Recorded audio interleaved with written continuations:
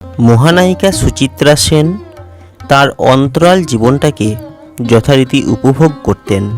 Glamour জগতের আনন্দ উচ্ছ্বাস হই হুল্লোড় থেকে নিজেকে সরিয়ে নিয়ে সম্পূর্ণ একান্তে ব্যক্তিগত জীবন অতিবাহিত করেছিলেন তিনি। মিসেস সেন নিজের ঘরটিকে সাজিয়ে গুছিয়ে রাখতে খুব ভালোবাসতেন। নিজের ঘরটিকে সবসময় পরিপাটি করে রাখতেন। তার ঘরের পর্দা, বিছানার চাদর, টেবিল ক্লথ সব কিছুই বেশ শৌখিন এবং হালকা রঙের ছিল। আসলে বেশ সফিস্টিকেটেড একটা ব্যাপার ছিল তার জীবনের প্রত্যেক মুহূর্তে। শোয়ার খাটের মাথার দিকে রাখতেন স্বামীজির ছবি, শ্রী শ্রী ঠাকুর রামকৃষ্ণদেবের ছবি এবং মা সারদা মায়ের ছবি। সত্যি কথা বলতে কি, হলিস্টিক এনভায়রনমেন্ট বলতে যা বোঝায়, মিসেস সেনের ঘরে সেই রকম একটা পরিবেশ সবসময় বিরাজ করত। তিনি নিজে একজন সুপারস্টার, কিন্তু তার নিজের ঘরে নিজের কোনো ছবি তিনি রাখেননি। যে জগৎটাকে তিনি ফেলে এসেছেন সেই জগৎটাকে আর ফ্রেমবন্দি করে রাখার ইচ্ছা হয়নি তার। সুচিত্রা সেনের বাড়িতে তাকে দেখাশোনা করার জন্য একজন মানুষ থাকতেন, আর ছিল রান্না করার মানুষ। এছাড়াও মেয়ে, জামাই এবং নাতনিরা তাকে সঙ্গ দিতেন। তিনি যেন কারোর মুখাপেক্ষী হয়ে থাকতে চাইতেন না, কাউকে কোনো সমস্যায় ফেলতেন না, বিব্রত করতেন না। তিনি যাদের ভালোবাসতেন সামনাসামনি তাদের কখনো প্রশংসাও করতেন না। নিয়মিত গীতা পাঠ করতেন। শ্রী রামকৃষ্ণদেবের বাণী সব তার মুখস্থ ছিল।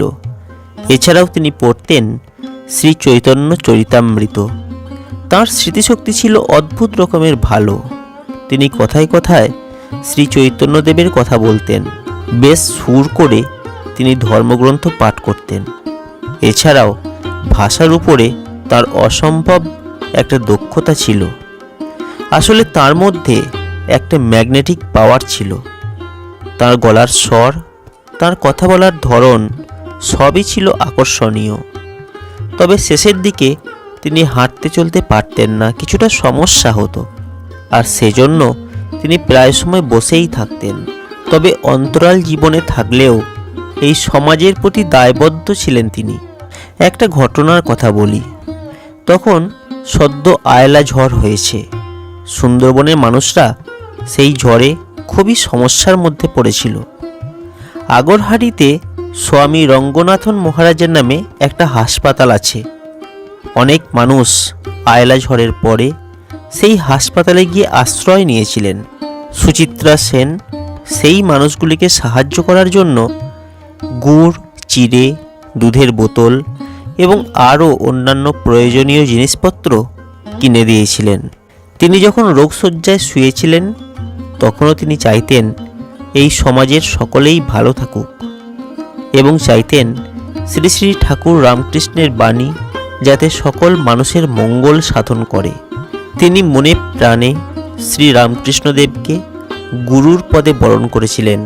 ঠাকুরের চরণে সমর্পণ করেই শান্তি পেতে চেয়েছিলেন। মহানায়িকা সুচিত্রা সেনের অন্তরাল জীবন নিয়ে মানুষের আগ্রহের কোনো শেষ নেই।